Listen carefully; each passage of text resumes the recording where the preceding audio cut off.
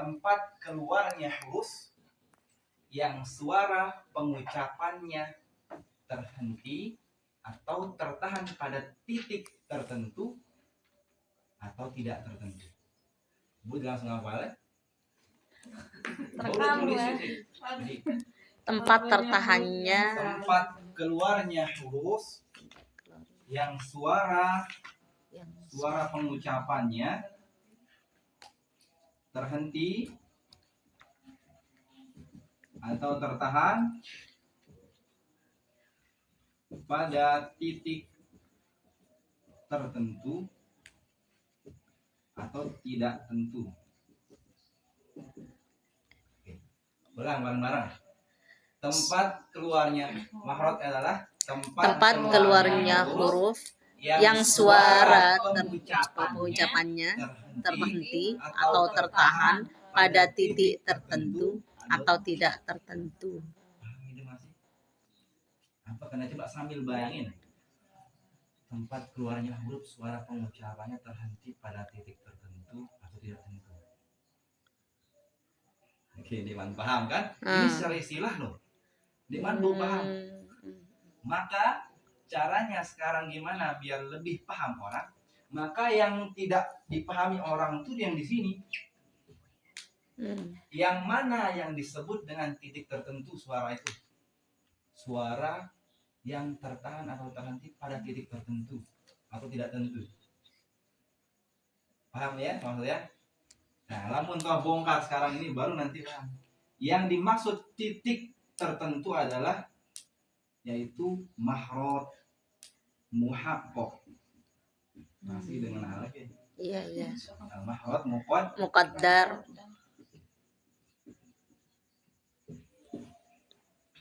Apa yang dimaksud dengan makhraj muhaqqaq?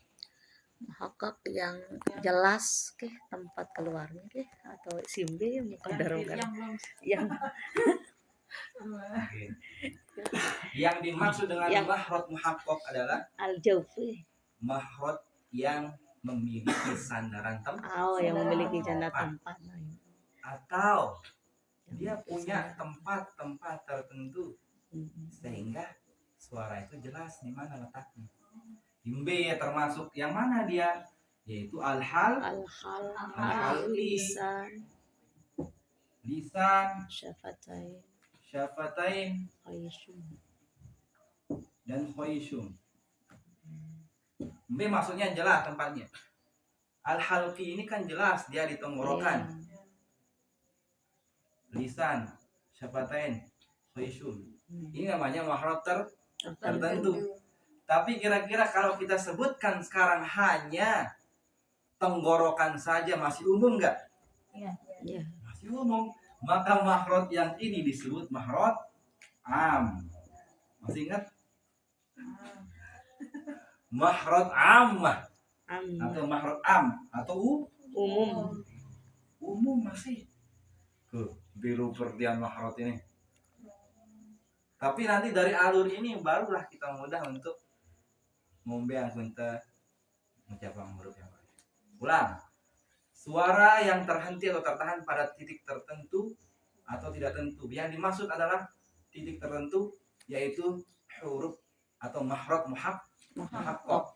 Apa itu makhraj muhaqqaq? Makhraj yang memiliki sandaran tempat. Atau secara gampangnya si bede tahu si pasti suaranya tahu tersebut. Contohnya tenggorokan. Tapi masih umum ini tenggorokan belum diperjelas lagi tenggorokan yang mana. Betul ya? Nah, ketika ini yang disebut umum maka khususnya mana? Penjabaran dari ini. Ya, misalnya lamun al-halqi kan ada 3. Ya. Pangkal, tengah, atas. Ini 10. Ini ingat teman deh. Ini 2. Ini 1. Berarti ini totalnya 16. Ini yang disebut makhraj khusus. Khusus. Yang kenapa 3, khusus? 10, 21. Karena wah jelas di mana tempat suaranya huruf itu keluar. Nah, Ini yang nanti kita paham memang. Cuman harus paham ini maksudnya. Karena lamun dia cuman bahas tentang ini, itu yang membuat orang itu dia tahu tahu nemu satang suara. Nah, tenggorokan doang selaku tahu. Tapi tidak mau di mana tenggorokan yang mana. Maka sejatinya yang kita pakai yang khusus ini. Yang jelas nih pangkal tenggorokan, tengah tenggorokan, ujung tenggorokan. Paham insyaallah? Nah, ini yang dimaksud tentu. Yaitu mahrot berarti pengertiannya mahrot itu adalah tempat keluarnya huruf yang suara pengucapannya terhenti atau tertahan pada titik tertentu atau tidak tentu. Yang tertentu sudah jelas, ya. Yaitu mahrot muhaqqaq. Pokoknya dipahami mahrot muhaqqaq sudah. Namun tiang mahrot bilang mahrot muhaqqaq sudah paham sudah yang tiang maksud itu 4 ini. Yang punya sandaran harus kenapa punya sandaran harus ngebedait 2 benda, 2 alat ucap, makanya bisa jadi huruf. Contoh, huruf ba tidak mungkin bisa diucapkan pakai 1 bibir, tapi dia harus bertemu dengan 2 bibir. Itu muhaqqaq, punya sandaran atau punya tempat atau pasangannya arah. Semua huruf ini pasti punya pasangan, makanya bisa jadi huruf. Huruf lam, dia harus menyentuh bagian langit-langit atas al, baru dia jadi huruf. Itu namanya muhaqqaq, punya sandaran. Nengka lamun mengucapkan huruf lam, lamun dina berit elak kencana langit-langit atas, apa jadinya? Itu yang disebut jauh. Yang tidak punya sandaran atau tidak membutuhkan yang namanya pertemuan 2 alat ucap, itu namanya jauh. Tidak ada yang bertemu 2 alat ucap itu. Kenapa? Karena dia hanya ada di rongga. Tenggorokan, mulut. Namanya rongga, ini. Makanya al-jawab itu paling luas tempatnya, saking luasnya kita nggak tahu di mana pusat suaranya. Arton dia berdait dulu ampun jari huruf enggak, karena dia wujudnya bukan seperti huruf yang kita baca. Dia wujudnya adalah suara pada dasarnya. Suaranya bisa a, bisa i, bisa u. Ini yang dipakai. Paham insyaallah? Nah, sehingga ketika membaca huruf-huruf yang muhaqqaq, ya, di ganggu aning al-jauh. Afwan, ketika membaca huruf-huruf yang muhaqqaq, jangan sampai jadi al-jauh. Dina bede sandaran. Atau ketika membaca praktikkan al-jauh, jangan sampai ke muhaqqaq. Contohnya mana? Misal ketika kita membaca huruf ain lah, si bega nih ain ini dengan mahrotnya katub epiglotis, wah ada tuh mencari ya. Nah, kita ibaratkan kita akan mencari mahrot ain, maka pusatkan suara itu di mana tempat huruf ain, di mana di tengah tenggorokan, bagian mananya ya, katub epiglotis atau ujungnya akar lidah. Ujung paling ini. Apa kajian berdait? Dinding tenggorokan. Maka ketika mengucapkan huruf ain, ingat huruf-huruf ini, lamun wah tekatuan gimana cara kita menentukan makhraj? Gimana cara kita mengetahui makhraj? Dirasakan. Pasti dikatakan sukunkan huruf itu, betul? Wahke dengan harokat huruf itu. Artinya apa? Huruf yang mahrot yang host ini dia hanya ada pada saat sukun. Ketika sudah berharokat tidak lagi di mahrot itu suaranya, tapi larinya ke rongga. Contoh, ini kita misal suara ada di rongga. Nengka nemina huruf ain ini, maka mampirlah dia ke ain. Setelah ain itu sudah ada ciri-ciri ain, maka suara itu langsung keluar lagi ke rongga.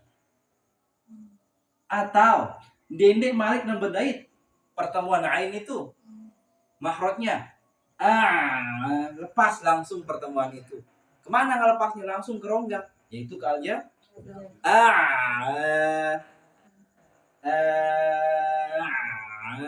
lamun wah dedait ya balina, nggak usah lama-lama lagi. Maka pertemuan ain dengan pertemuannya antara katut epiglotis dengan dinding tenggorokan lepas ya malik, biarkan suara itu lagi kembali ke rongga. Ya ini namanya al-jauz.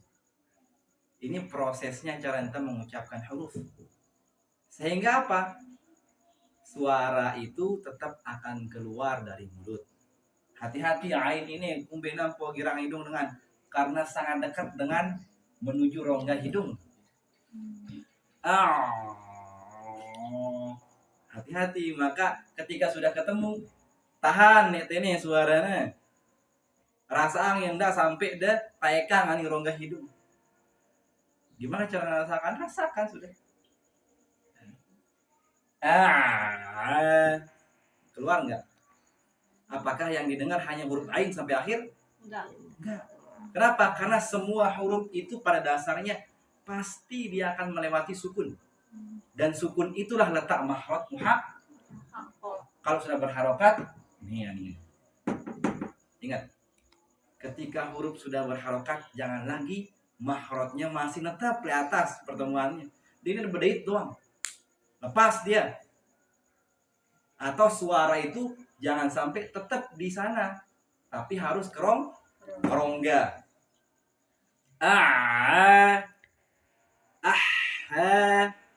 Nggak ada angin sampai akhir kita dengar. Yang terdengar hanya bunyi daripada huruf ha. Sejatinya yang dipakai mahrotnya hanya angin. Sisanya nanti kerongga langsung. Bukan masih udah itu nih melepas, kecuali huruf qalqalah. Huruf qalqalah harus dilepas, baru ada qalqalahnya. Ab, namun di dalam ab membentan qalqalah dia baru. Enggak mahrot. Ini mahrot doang kita bahas. Belum menuju sini. Tapi ini sudah bahasa yang dulu, cuman sekarang yang membahas tentang mungkin perjalanannya sehingga huruf itu ada, kemudian cara menyebutnya gimana ya. Pernah yang sampaikan asal muasal daripada huruf, kalian masih ingat? B asalnya huruf ini suara dan nafas. Maka suara dan nafas ini sampai sifat huruf pasti nanti berkaitan itu. Makanya kenapa ain dan ha berbeda ketika sukun bunyinya? Kenapa? Dibahas di sini perkara nafas ini. Kalau huruf ha yang mengalir deras itu angin. Kalau ain tertahan angin itu. Ini berkaitan sama nafas sama suara. Lamun huruf ha karena mahrotnya tidak rapat sehingga nafas ini yang mendominasi suara seperti daripada suaranya. As yang kita dengar bunyi hembusan nafas atau suara. As Nafas. Maksudnya yang mengalir nafasnya. As. Maka huruf misalnya huruf zal. Al lebih berat suaranya zal atau sa? Dari suaranya ini bukan nafas. Kenapa? Karena huruf zal nafasnya tertahan dia. Sedangkan huruf sa nafasnya lolos ya. Makanya lebih cenderung kita mendengar bunyi aliran nafasnya dibandingkan suara daripada sa itu. Memang itu sifat. Maka suara nafas ini tetap akan sampai dia belajar hukum, tetap itu nyawanya. untuk menciptakan huruf ini, namun darah suara bau, namun darah nafas bau, ya bau. Nah, ini perjalanan huruf dan bagaimana alurnya ketika menjalankan makhraj. Gede ini masih lagu. Ada ditanyain atau masih pusing? Masih pusing dong. Karena tidak mungkin tuh paham langsung. Apa yang sih bingung kan? Ada pelong nanti dengan ide belajarnya, kemudian ketika mengajarkannya, gimana cara biar itu cobaan ya nanti kan beda huruf lain dan merasakan perbedaannya makhraj muhaqqaq dengan makhraj muqaddar. Coba